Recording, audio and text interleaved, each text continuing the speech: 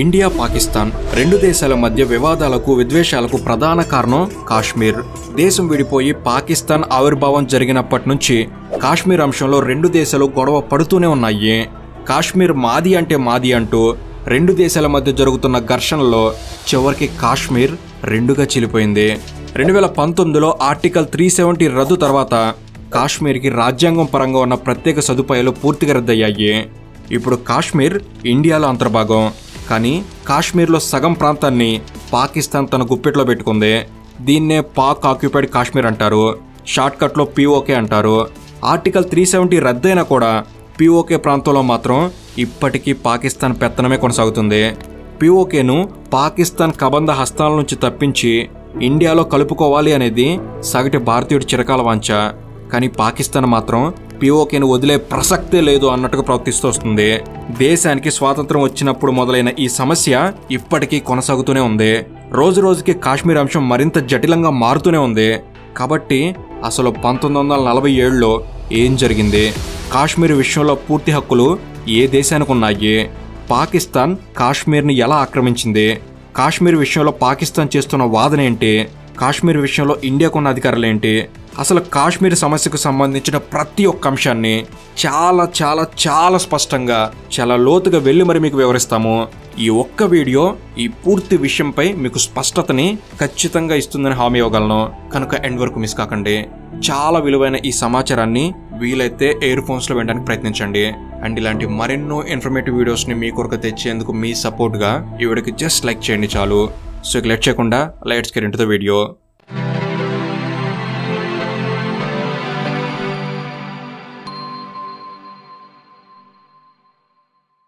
దేశానికి స్వాతంత్రం రావడానికన్నా ముందు దేశం మొత్తం బ్రిటిష్ వారి పాలనలో లేదు. ఆనాడు దేశంలో 565 రాజ సంస్థానాలు ఉండేవి. ఈ రాజ సంస్థానాల్ని రాజులు పరిపాలించేవారు. వీటినే ప్రిన్స్లీ స్టేట్స్ అంటారు. స్వాతంత్రం తర్వాత ఈ ప్రిన్స్లీ స్టేట్స్ని దేశంలో విలీనం చేయడం ఒక సవాల్గా మారింది. నిజానికి దేశానికి స్వాతంత్రం రావడానికన్నా ముందు నుంచే ఈ రాజ సంస్థానాల విలీన ప్రక్రియ ప్రారంభమైంది. బ్రిటిష్ వారు ప్రిన్స్లీ స్టేట్స్కి 3 ఆప్షన్స్ ఇచ్చారు.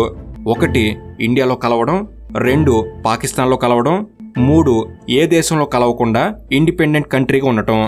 స్వాతంత్రం వచ్చిన తర్వాత భారతదేశానికి మొట్టమొదటి హోంమంత్రిగా పనిచేసిన సర్దార్ వల్లభాయ్ పటేల్ గారు ఈ రాజ సంస్థానాలను విలీనం చేసే బాధ్యతను తీసుకున్నారు. వల్లభాయ్ పటేల్ గారితో పాటు సివిల్ సర్వెంట్ VP మీనన్ గారు కూడా ప్రిన్స్లీ స్టేట్స్ని దేశంలో విలీనం చేసే ప్రక్రియలో ముఖ్యమైన పాత్ర పోషించారు. బ్రిటిష్ గవర్నర్ జనరల్ మౌంట్ బాటన్ కూడా వీరికి సహకరించాడు. ఇక VP మీనన్ గారు వల్లభాయ్ పటేల్ గారు ఈ ప్రిన్స్లీ స్టేట్స్తో చర్చలు మొదలుపెట్టారు. దాంతో చాలా మంది రాజులు తమ సంస్థానాల్ని ఇండియాలో కలిపేందుకు అంగీకరించారు. వల్లభాయ్ పటేల్ గారు VP మీనన్ గారు ఇద్దరు రాజులకు 2 అవకాశాలు ఇచ్చారు. 1 stand still agreement, 2 instrument of assertion. మొదటిది స్టాండ్ స్టిల్ అగ్రిమెంట్ అంటే దేశాన్ని బ్రిటిష్ వారు పాలిస్తున్న సమయంలో రాజ సంస్థానాల మీద కూడా బ్రిటిష్ వారికి కొన్ని హక్కులుండేవి. బ్రిటిష్ వారి కింద ప్రతినిధులుగా రాజులు రాజ్యాలను పాలించేవారు. కాబట్టి స్టాండ్ స్టిల్ అగ్రిమెంట్ ద్వారా తమ రాజ్యాలని దేశంలో విలీనం చేస్తే బ్రిటిష్ వారు రాజులకు ఏ విధంగా కొన్ని ప్రత్యేక అధికారాలు ఇచ్చారో ఇండియన్ గవర్నమెంట్ కూడా వారికి అవే అధికారాలను ఇస్తుంది. ఎవరైనా రాజు తమ రాజ్యాన్ని స్టాండ్ స్టిల్ అగ్రిమెంట్ ద్వారా ఇండియాలో విలీనం చేస్తే ఆ రాజు కుటుంబానికి చెందిన ఆస్తులు వారికే చెందుతాయి. తమ రాజ్యాన్ని ఇండియాలో విలీనం చేసినందుకు ప్రతి నెల వారికి ప్రభుత్వం నుంచి పెన్షన్ కూడా వస్తుంది. ఇండియాలో స్టాండ్ స్టిల్ అగ్రిమెంట్ ద్వారా తమ రాజ్యాలను విలీనం చేసిన రాజుల మీద ఎలాంటి చట్టపరమైన చర్యలు తీసుకోరు. స్టాండ్ స్టిల్ అగ్రిమెంట్కి ఇలాంటి సౌకర్యాలు ఉన్నాయి. ఎందుకంటే స్టాండ్ స్టిల్ అగ్రిమెంట్ మీద సంతకం చేయడం అంటే తమ రాజ్యాన్ని పూర్తిగా ఇండియాకు అప్పగించడమే. ఆ రాజ్యం మీద పూర్తి అధికారాలు ఇండియన్ గవర్నమెంట్కి ఉంటాయి. కానీ 2వ ఆప్షన్ అయిన ఇన్స్ట్రుమెంట్ ఆఫ్ అసెషన్ అలా కాదు. ఇన్స్ట్రుమెంట్ ఆఫ్ అసెషన్ మీద ఒక రాజు సంతకం చేస్తే ఆ రాజుకు చెందిన రాజ్యంలో ఉన్న డిఫెన్స్, ఎక్స్టర్నల్ అఫైర్స్, కమ్యూనికేషన్ ఈ 3 విషయాల్లో మాత్రమే ఇండియాకు అధికారం లభిస్తుంది. లోకల్ అడ్మినిస్ట్రేషన్, గవర్నెన్స్ ఇవన్నీ ఆ రాజు చేతిలోనే ఉంటాయి. సింపుల్గా చెప్పాలంటే డిఫెన్స్, ఎక్స్టర్నల్ అఫైర్స్, కమ్యూనికేషన్ ఈ 3 విషయాలను మినహాయించి మరే విషయంలో ఇండియాకు అధికారం ఉండదు. ఇన్స్ట్రుమెంట్ ఆఫ్ అసెషన్ని ఒక రకంగా పూర్తిగా విలీనం చేయనట్టే భావించాలి. కానీ defence, external affairs and communication ఈ 3 ముఖ్యమైన అంశాల్లో దేశానికి అధికారం లభించడం అంటే ఆ రాజ సంస్థానం కూడా దేశంలో భాగంగానే భావించాలి. సో స్టాండ్ స్టిల్ అగ్రిమెంట్కి ఇన్స్ట్రుమెంట్ ఆఫ్ అసెషన్కి తేడా ఇది. ఈ డిఫరెన్స్ అనేది మీకు అర్థమైతే కాశ్మీర్ అంశంలో ఏం జరిగిందనే విషయం ఇంకా స్పష్టంగా అర్థమవుతుంది. అందుకే ఈ విషయాలను కూడా ఇక్కడ ప్రస్తావించాల్సి వచ్చింది. ఇక సర్దార్ వల్లభాయ్ పటేల్ గారు, విపి మేనన్ గారు చేసిన చర్చల వల్ల దేశంలో ఉన్న రాజ సంస్థానాలన్నీ పూర్తిగా ఇండియాలో విలీనమయ్యాయి. కొన్ని princely states stand still agreement మీద సంతకం చేశాయి. ఇక అధికారాన్ని పూర్తిగా వదులుకోవడం ఇష్టం లేని వారు ఇన్స్ట్రుమెంట్ ఆఫ్ అసెషన్ మీద సంతకం చేశారు. కానీ అప్పట్లో 565 రాజ సంస్థానాలు ఉంటే వాటిలో కేవలం 3 రాజ సంస్థానాలు మాత్రం ఇండియాకు తలనొప్పిగా మారాయి. అవే 1 జునాగఢ్, 2 హైదరాబాద్, 3 జమ్మూ కాశ్మీర్. 1947లో జునాగఢ్ సంస్థానాన్ని మహమ్మద్ మొహబ్బద్ ఖాన్జీ III అనే నవాబ్ పాలిస్తున్నాడు. ఇతను ముస్లిం రూలర్. అయితే జునాగఢ్ సంస్థానంలో 90% మంది హిందువులే ఉండేవారు. కాబట్టి హిందూ మెజారిటీ రాజ్యాన్ని ముస్లిం నవాబు పాలిస్తూ ఉండేవాడు. జునాగఢ్ అనేది గుజరాత్లో భాగం, అంటే పాకిస్తాన్కి దగ్గరగా ఉంటుంది. ఈ మ్యాప్ చూడండి, జునాగఢ్ ఇక్కడ ఉంటే పాకిస్తాన్ ఇక్కడుంది. అంటే జునాగఢ్ పాకిస్తాన్కి దగ్గరగా ఉంది, కానీ పాకిస్తాన్తో కలిసి లేదు. ఇక జునాగఢ్ నవాబు ముస్లిం కావడంతో తన రాజ్యాన్ని పాకిస్తాన్కి అప్పజెబుతూ మహమ్మద్ అలీ జిన్నా వద్దకు వెళ్లి ఇన్స్ట్రుమెంట్ ఆఫ్ అసెషన్ మీద సంతకం చేశాడు. కానీ ఇండియా ఈ విలీనాన్ని అంగీకరించలేదు. అంతేకాదు జునాగఢ్లోని ప్రజలు కూడా తిరగబడ్డారు. మేమంతా ఇండియాలోనే ఉంటామని ఆందోళన చేయడం మొదలుపెట్టారు. దాంతో జునాగఢ్లో ప్లెబిసైట్ నిర్వహించాల్సి వచ్చింది. అప్పటి పాకిస్తాన్ ప్రైమ్ మినిస్టర్ లియాఖత్ అలీ ఖాన్ ఈ ప్లెబిసైట్కి అంగీకరించాడు. ప్లెబిసైట్ అంటే ప్రజాభిప్రాయ సేకరణ. ఇండియాలో ఉంటారా లేదా పాకిస్తాన్లో ఉంటారా అన్న అంశం మీద 1948 ఫిబ్రవరిలో ఓటింగ్ జరిగింది. 99.95% పీపుల్ ఇండియాలో ఉండేందుకు ఓటు వేశారు. దాంతో జునాగఢ్ ఇండియాలో విలీనమైంది. జునాగఢ్కు సంబంధించి ఇప్పటివరకు చెప్పుకుందే ఓవరాల్ మ్యాటర్ మాత్రమే. ఇంకా చాలా విషయాలు జరిగాయి, కానీ వాటి గురించి డీటెయిల్గా ఏం చెప్పలేదు. ఇక హైదరాబాద్ సంస్థానం విషయంలో కూడా ఇదే జరిగింది. ముస్లిం నవాబు, హిందూ జనాభా. హైదరాబాద్ సంస్థానానికి చెందిన నిజాం నవాబు కూడా హైదరాబాద్ని పాకిస్తాన్లో కలిపే ప్రయత్నమే చేశాడు.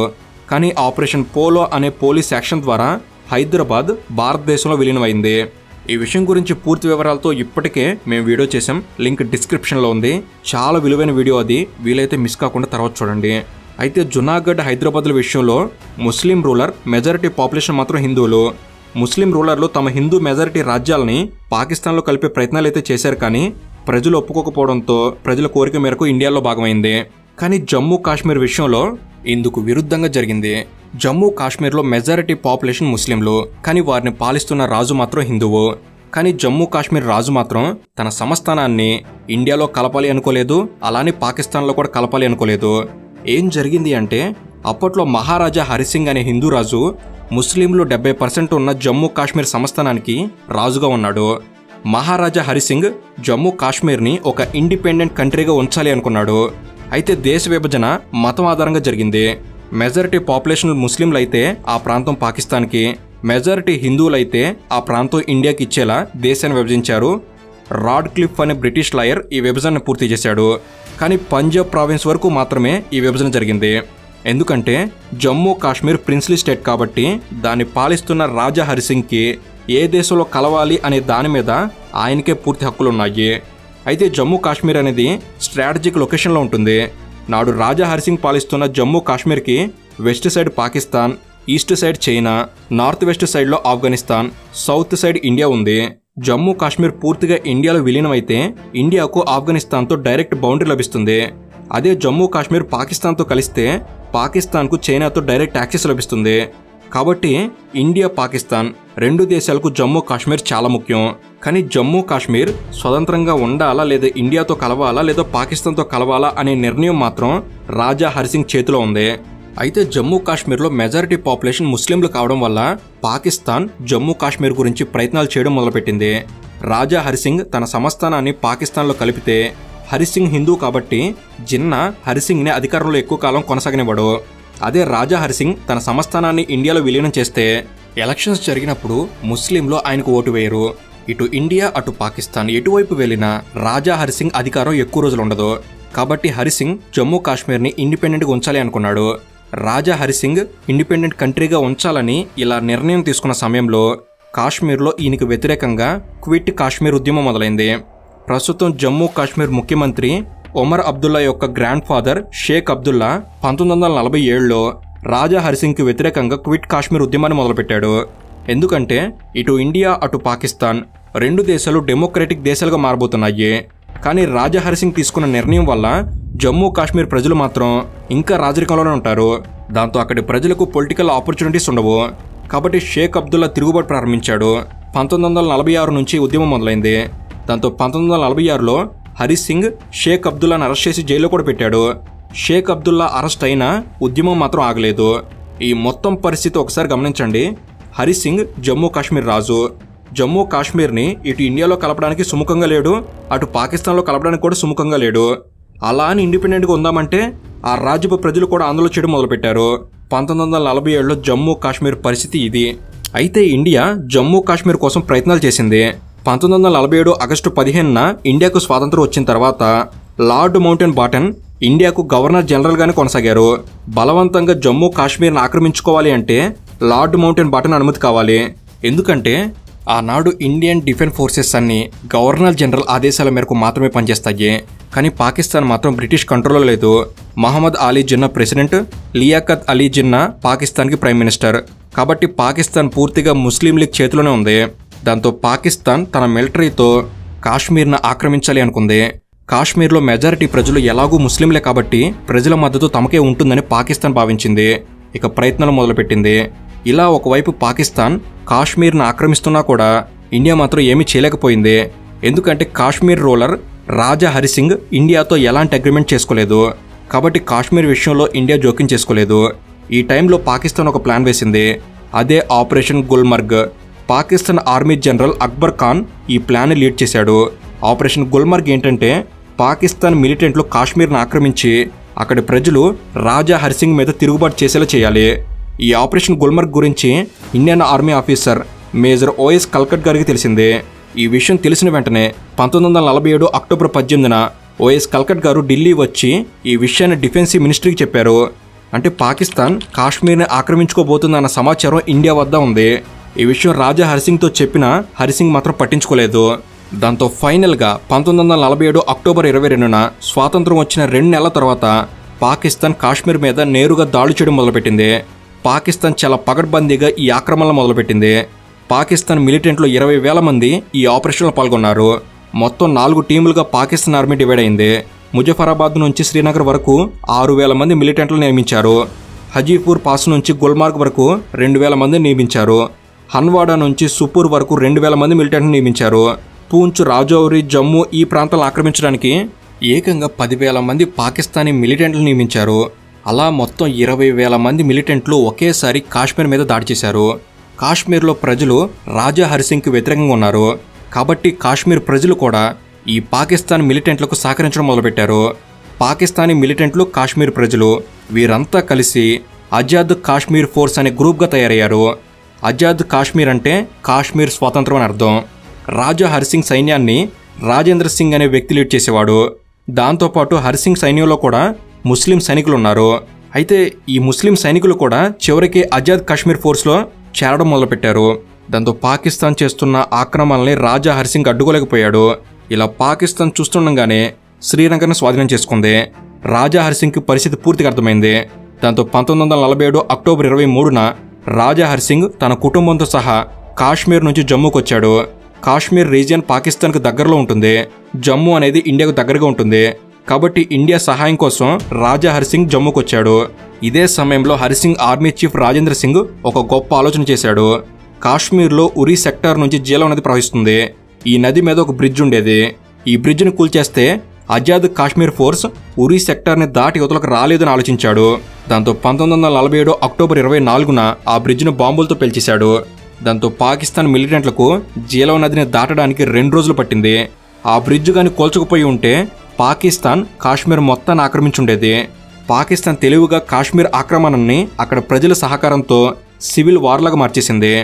మరోవైపు జమ్మూ వచ్చిన రాజా హరిసింగ్ విపి మేనన్ గారితో భేటీ అయ్యాడు. సహాయం చేయమని అడిగాడు. ఇండియా రాజా హరిసింగ్కి సహాయం చేయడానికి సిద్ధపడింది. కానీ గవర్నర్ జనరల్ లార్డ్ మౌంట్ బాటన్ మాత్రం ఇండియన్ ఆర్మీని రంగంలోకి దించడానికి ఒప్పుకోలేదు. ఎందుకంటే పాకిస్తాన్ మిలిటెంట్లకు కాశ్మీర్ ప్రజలు కూడా మద్దతుగా ఉన్నారు. ఆనాడు ఇండియన్ ఆర్మీ మొత్తం లార్డ్ మౌంటెన్ బాటన్ ఆదేశాలతోనే పనిచేస్తుంది. రాజా హరిసింగ్ జమ్మూ కాశ్మీర్ని ఇండియాకి ఇస్తున్నట్లు ఎలాంటి ఒప్పందం మీద సంతకం చేయలేదు. ఒప్పందం లేకుండా ఇండియన్ ఆర్మీని జమ్మూ కాశ్మీర్లోకి పంపడం సాధ్యం కాదు అని మౌంట్ బాటన్ తేల్చి చెప్పాడు. మరోవైపు కాశ్మీర్లో ఆక్రమణలతో పాటు హిందువుల మీద దాడులు కూడా జరుగుతున్నాయి. ఆజాద్ కాశ్మీర్ ఫోర్స్కి సహకరించిన వారిని హత్యలు చేయడం మొదలుపెట్టారు. చూస్తుండగానే పాకిస్తాన్ మిలిటెంట్లు స్థానిక ప్రజల సహకారంతో శ్రీనగర్ వరకు ఆక్రమించుకున్నారు. 1947లో ఆక్రమణ మొదలైంది అక్టోబర్ 22న. అక్టోబర్ 23న హరిసింగ్ జమ్మూకు పారిపోయాడు. అక్టోబర్ 24న ఉరీలో బ్రిడ్జ్ కూల్చేశారు. అక్టోబర్ 24నే హరిసింగ్ విపి మేనన్ గారిని కలిసి సహాయం కోరాడు. అక్టోబర్ 25న మౌంట్ బాటన్ సహాయం చేయలేమని చెప్పాడు. ఇవన్నీ జరుగుతూనే ఉన్నాయి. పాకిస్తాన్ మిలిటెంట్లు కాశ్మీర్ని ఆక్రమించుకుంటూనే ఉన్నారు. ఇదంతా 4 రోజులు జరిగిపోయింది. అలాంటి సమయంలో విపి మేనన్ గారు అక్టోబర్ 25న రాజా హరిసింగ్ వద్దకు వెళ్ళి కాశ్మీర్ని కాపాడాలి అంటే ఒకటే మార్గం ఉంది, అదే కాశ్మీర్ని ఇండియాలో విలీనం చేయడం అని చెప్పి రాజా హరిసింగ్ని ఒప్పించడంతో రాజా హరిసింగ్ కూడా ఒప్పుకున్నాడు. 1947 అక్టోబర్ 26న హరిసింగ్ ఇన్స్ట్రుమెంట్ ఆఫ్ అసెషన్ మీద సంతకం చేశాడు. హరిసింగ్ సంతకం చేసిన తర్వాత రోజే అంటే 1947 అక్టోబర్ 27న governor general Lord Mountbatten Kashmir విలీనాన్ని అంగీకరిస్తూ సంతకం చేశాడు.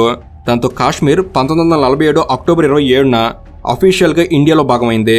మౌంట్ బాటన్ ఇన్స్ట్రుమెంట్ ఆఫ్ అసెషన్ని అంగీకరిస్తూ సంతకం చేయడానికి ఒక కండిషన్ పెట్టాడు. సంతకం చేస్తాను కానీ పరిస్థితి మొత్తం రిజాల్వ్ అయిన తర్వాత కాశ్మీర్లో ప్లెబిసైట్ నిర్వహించాలి అనే కండిషన్ మీద మౌంట్ బాటన్ సంతకం చేశాడు. ఇక మౌంట్ బాటన్ సంతకం చేసిన వెంటనే అక్టోబర్ 27న ఇండియన్ డిఫెన్స్ ఫోర్సెస్ కాశ్మీర్లో దిగాయి. అలా ఇండో పాక్ వార్ 1947 ఇక్కడే మొదలైంది. ఇండియన్ ఆర్మీ ముందుగా శ్రీనగర్ని క్యాప్చర్ చేసింది. పాకిస్తాన్ డైరెక్ట్గా పోరాటం చేయకుండా కాశ్మీర్లోని సివిలియన్స్తో పోరాటం చేయించింది. పాకిస్తాన్కు డైరెక్ట్గా పోరాడే హక్కు లేదు, ఎందుకంటే రాజా హరిసింగ్ ఇన్స్ట్రుమెంట్ ఆఫ్ అసెషన్ మీద సంతకం చేశాడు. కాబట్టి లీగల్గా జమ్మూ కాశ్మీర్ ఇండియాదే. దాంతోపాటు షేక్ అబ్దుల్లా లాంటి నాయకులు కూడా ఇండియన్ ఆర్మీకి సహకరించారు. పాకిస్తాన్ మాత్రం బలవంతంగా రాజా హరిసింగ్తో ఒప్పందం చేసుకున్నారని ఆరోపించడం మొదలుపెట్టింది. శ్రీనగర్ లాంటి మెయిన్ సిటీ నుంచి పాకిస్తాన్ మిలిటెంట్లను వెనక్కి పంపించగలిగారు. కానీ పాకిస్తాన్ మాత్రం పూర్తిగా కాశ్మీర్ని వదిలి వెళ్ళలేదు. 1947 నవంబర్ 2న అప్పటి ప్రధాని నెహ్రూ గారు ఒక ఆసక్తికరమైన ప్రకటన చేశారు. ప్రజల ఇష్టాలకు వ్యతిరేకంగా ఆర్మ్డ్ ఫోర్సెస్ను ఉపయోగించుకొని కాశ్మీర్ను పాలించాలని మేము అనుకోవడం లేదు అని ప్రకటించారు. దీని అర్థం ఏంటంటే పరిస్థితులు కుదుటపడితే కాశ్మీర్లో ప్లెబిసైట్ నిర్వహిస్తామని నెహ్రూ గారు స్వయంగా ప్రకటించారు. అయినా కాశ్మీర్లో ఇండియాకు పాకిస్తాన్కు మధ్య యుద్ధం అలాగే కొనసాగింది. దాంతో యుద్ధానికి ముగింపు పలకాలని 1947 డిసెంబర్లో నెహ్రూ గారు కాశ్మీర్ అంశాన్ని యునైటెడ్ నేషన్స్ సెక్యూరిటీ కౌన్సిల్ ముందు పెట్టారు. యునైటెడ్ నేషన్స్లో చాప్టర్ 6 ప్రకారం ఒక కంప్లైంట్ ఇచ్చారు. చాప్టర్ 6లో కంప్లైంట్ ఇస్తే యునైటెడ్ నేషన్స్ నుంచి వచ్చే తీర్పుని మనకు నచ్చితే పాటిస్తాం, లేదంటే లేదు. చాప్టర్ 6లో ఈ అవకాశం ఉంది. కాబట్టి ఇండియా చాప్టర్ 6ను ఉపయోగించుకుంది. 1948 ఏప్రిల్ 21న యునైటెడ్ నేషన్స్ నుంచి ఒక రెజల్యూషన్ వచ్చింది. అంటే 1947 డిసెంబర్ 31న కంప్లైంట్ చేస్తే 1948 ఏప్రిల్లో 4 నెలల తర్వాత రెజల్యూషన్ వచ్చింది. అప్పటికీ ఇండియా పాకిస్తాన్ మధ్య యుద్ధం కొనసాగుతూనే ఉంది. యునైటెడ్ నేషన్స్ నుంచి వచ్చిన రెజల్యూషన్లో 3 కండిషన్స్ ఉన్నాయి. అవేంటంటే 1 సీజ్ ఫైర్ ఆర్డర్, 2 దేశాలు సీజ్ ఫైర్స్ చేయాలి. దాంతోపాటు ఇప్పుడు 2 దేశాలు ఎక్కడ యుద్ధాన్ని ఆపేస్తే అక్కడ ఒక సరిహద్దు రేఖను గీయాలి, అదే ఎల్ఓసి. ఇక నెంబర్ 2 ట్రూస్ అగ్రిమెంట్. ఈ అగ్రిమెంట్లో 3 పాయింట్స్ మెన్షన్ చేశారు. 1 పాకిస్తాన్ తన మిలిటరీ మొత్తాన్ని కాశ్మీర్ నుంచి వెనక్కి తీసుకెళ్లాలి. 2 పాకిస్తాన్ తీసుకెళ్లిన కాశ్మీర్ ట్రైబల్స్ని కాశ్మీర్లో వదిలిపెట్టాలి. 3 ముందు చెప్పిన 2 పాయింట్స్ పాకిస్తాన్ ఇంప్లిమెంట్ చేస్తే ఇండియా కూడా తన మిలిటరీ మొత్తాన్ని కాశ్మీర్ నుంచి వెనక్కి తీసుకెళ్లాలి. ఇక థర్డ్ రెజల్యూషన్ కాశ్మీర్లో ఎన్నికలు నిర్వహించాలి. యునైటెడ్ నేషన్స్ నుంచి వచ్చిన ఈ 3 రెజల్యూషన్స్ని 2 దేశాలు అంగీకరించడానికి చాలా సమయం పట్టింది. అప్పట్లో కూడా అమెరికాని 2 దేశాల మధ్య మీడియేషన్ చేసింది. 1948 డిసెంబర్ 31న ఇండియా పాకిస్తాన్ యుద్ధం ఆగిపోయింది. యుద్ధం ఆపిన సమయానికి కాశ్మీర్ ఎంతైతే పాకిస్తాన్ కంట్రోల్లో ఉందో ఆ ప్రాంతంలో ఇండియా రావడానికి వీలు లేకుండా పోయింది. అలా కాశ్మీర్ 2 ముక్కలైంది. పశ్చిమ భాగం పాకిస్తాన్ కంట్రోల్లోకి వెళ్ళింది, తూర్పు భాగం ఇండియా కంట్రోల్లోకి వచ్చింది. పాకిస్తాన్ కంట్రోల్లో ఉన్న కాశ్మీర్ని పాక్ ఆక్యుపైడ్ కాశ్మీర్ అని అంటారు. పాకిస్తాన్ వాళ్ళు మాత్రం ఈ ప్రాంతానికి ఆజాద్ కాశ్మీర్ అనే పేరు పెట్టారు. ఇక ఇండియా కంట్రోల్లో ఉన్న కాశ్మీర్ని పాకిస్తాన్ వాళ్ళు ఇండియా ఆక్యుపైడ్ కాశ్మీర్ అని పిలుస్తూ ఉంటారు. మొత్తంగా కాశ్మీర్లో 2/3 కాశ్మీర్ ఇండియాకి దక్కింది, 1/3 కాశ్మీర్ పాకిస్తాన్ చేతిలో బందీగా మారింది. అయితే యునైటెడ్ నేషన్ రెజల్యూషన్లో ఉన్నట్టు కాశ్మీర్లో ప్లెబిసైట్ నిర్వహించాలి అని పాకిస్తాన్ డిమాండ్ చేసింది. ప్లెబిసైట్ నిర్వహిస్తే మెజారిటీ వర్గమైన ముస్లింలు ఖచ్చితంగా పాకిస్తాన్కి అనుకూలంగా ఓటు వేస్తారని నెహ్రూ గారు భావించారు. జునాగఢ్లో అదే జరిగింది. అక్కడ మెజారిటీ హిందువులు కాబట్టి వీరంతా ఇండియాలో ఉంటామని ఓటు వేశారు. కానీ కాశ్మీర్లో మాత్రం ఇండియాకు అనుకూలంగా తీర్పు రాదు. ప్రజాభిప్రాయ సేకరణ జరిగిన తర్వాత ప్రజల అభిప్రాయాన్ని తప్పకుండా గౌరవించాలి. కాబట్టి ఇండియా పాకిస్తాన్ అడిగినట్లుగా కాశ్మీర్లో మాత్రం ప్లెబిసైట్ నిర్వహించలేదు. 1947 అక్టోబర్ 27 నుంచి 1948 డిసెంబర్ 31 వరకు దాదాపు 14 నెలల పాటు యుద్ధం జరిగింది. 14 నెలల పాటు యుద్ధం చేసినా కాశ్మీర్ని మాత్రం పూర్తిగా హస్తగతం చేసుకోలేకపోయాం. మిలిటరీకి ఇంకాస్త సమయం ఇచ్చి ఉంటే కాశ్మీర్ మొత్తం ఇండియా హస్తగతం అయ్యి ఉండేది అనేవారు కూడా ఉన్నారు. ఏది ఏమైనా కాశ్మీర్ మాత్రం 2 దేశాల మధ్య మొక్కలైంది. ఇప్పటికీ POKలో పాకిస్తాన్దే ఆధిపత్యం. POKను అడ్డాగా చేసుకుని పాకిస్తాన్ దాన్ని ఉగ్రవాద స్థావరంగా వాడుకుంటూ ఇండియా మీద కుట్రలు చేస్తూనే ఉంది. ఇండియాలో జరిగిన మెజారిటీ ఉగ్రదాడులకి POKలో జరుగుతున్న కార్యకలాపాలే కారణం. సో ఇది ఫ్రెండ్స్ కాశ్మీర్ వివాదం. వీలైనంత మేర అన్ని విషయాలు చాలా స్పష్టంగా మీకు తెలిపానని నేను భావిస్తున్నాను. ఈ వీడియో కనుక మీరు కొత్త విషయాలు తెలుసుకోవడంలో ఎంతో కొంత ఉపయోగపడినట్లయితే జస్ట్ లైక్ చేయండి చాలు.